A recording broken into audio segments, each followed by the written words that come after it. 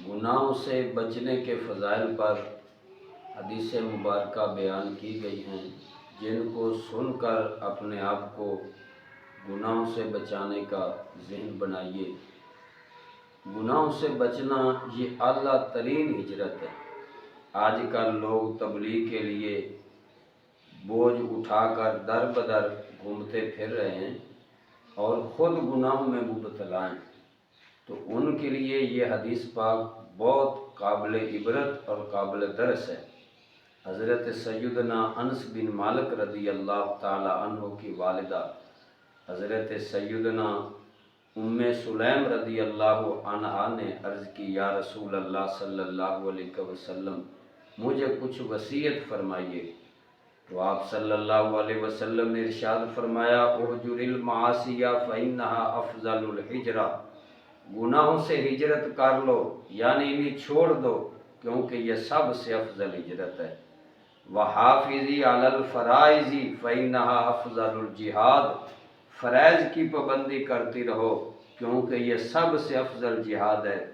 واکثری من ذکر اللہ فانک لا تعطی اللہ بشیء احب الیہ من کثرت ذکرہ، اور اللہ کا ذکر کثرت سے کرتی رہو، بے شک اللہ تعالیٰ کو کثرت ذکر سے زیادہ کوئی چیز بھی پسندیدہ نہیں ہے۔ سبحان اللہ، یہ کتنی بڑی حدیث پاک ہے۔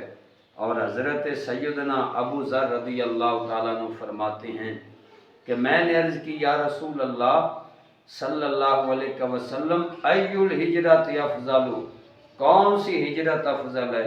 تو آپ صلی اللہ علیہ وسلم نے ارشاد فرمایا، من ہجر السیئات، جس نے گناہوں سے ہجرت کی وہ سب سے افضل ہجرت ہے۔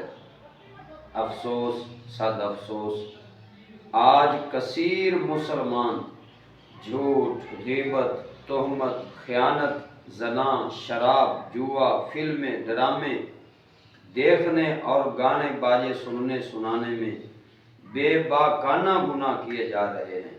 اکثر مسلمان عورتوں نے مردوں کے شانہ بشانہ چلنے کی ناپاک دھن میں حیا کی چادر اتار پھینکی ہے۔ آبدیدہ زیب ساڑیاں، نیم اریاں لباس، مردانہ وضاقتہ کے لباسوں کے ساتھ شادی ہال، ہوٹل، تفریح گاہیں، سینما گھر میں اپنی آخرت برباد کرنے میں مصروف ہیں۔ خدا کی قسم، موجودہ روش میں نہ ترقی ہے، نہ کامیابی ہے، نہ سکون ہے، نہ اطمینان ہے۔ ترقی اور کامیابی صرف اور صرف اللہ اور اس کے رسول کی فرما برداری کرنے میں ہے۔ اس مختصر ترین زندگی کو سنتوں کے مطابق گزاریے، ایمان سلامت لیے قبر میں جائیں، جہنم کے ہولناک عذاب سے بچ کر جنت الفردوس حاصل کر لے، یہ دنیا اور آخرت کی بہترین کامیابی ہے۔ فمن زحزح عن النار وادخل الجنہ فقد فاز۔ اللہ کا قرآن سند بتا رہا ہے، سند، اتھینٹک، مستند یہ چیز ہے جس کو اللہ کا قرآن فرمائے کہ جو آگ سے بچا کر جنت میں داخل کیا گیا فقد فاز، وہ کامیاب ہو گیا۔ تو گناہوں سے بچنا بھی ایک نیکی ہے۔ یہ یاد رکھیں، پہلی جو امتیں ہلاک ہوئی ہیں وہ کم عبادت کرنے کی وجہ سے ہلاک نہیں ہوئی، وہ اللہ اور اس کے رسولوں کی نافرمانی کرنے کی وجہ سے ہلاک ہوئی ہیں۔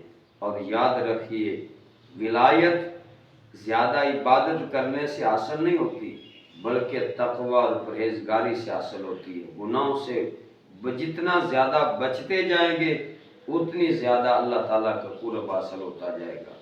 اعلیٰ حضرت نے فتاوی رضویہ پر ایک حدیث نقل فرمائی، مجھے یاد آئی، آپ نے حدیث پاک لکھی، الاشباع والنظائر میں یہ حدیث پاک موجود ہے کہ ترک ذرۃ مما نہی اللہ عنہ افضل من عبادت الثقلین، ایک ذرہ ممنوع شرعی کاموں کو چھوڑ دینا جن سے شریعت نے روکا ہے، ایک ذرہ برابر گناہوں کو چھوڑ دینا جنوں انس کی عبادت سے افضل ہے۔ اللہ عز و جل کے نیک بندے گناہ سے بہت زیادہ ڈرتے ہیں، مگر گناہوں کے عادی لوگ اس کی ذرہ بھی پرواہ نہیں کرتے۔ جیسا کہ بخاری شریف میں حدیث کی بہت مستند اتھینٹک بک ہے، اس میں فرمان مصطفیٰ صلی اللہ علیہ وسلم ہے کہ مومن اپنے گناہوں کو اس انداز سے دیکھ رہا ہوتا ہے کہ گویا وہ کسی پہاڑ تلے بیٹھا ہوتا ہے اور اسے ڈر ہے کہ کہیں یہ پہاڑ اس کے اوپر نہ گرے، جبکہ فاسق و فاجر کے نزدیک گناہوں کا معاملہ ایسا ہے گویا کوئی مکھی اس کے ناک پر بیٹھی اور اس نے ہاتھ کے اشارے سے اڑا دی۔ جب گناہ ہماری آخرت کے لیے سخت نقصان دہ ہیں تو آخر کیا وجہ ہے کہ ہم پھر بھی گناہوں میں مبتلا ہو جاتے ہیں؟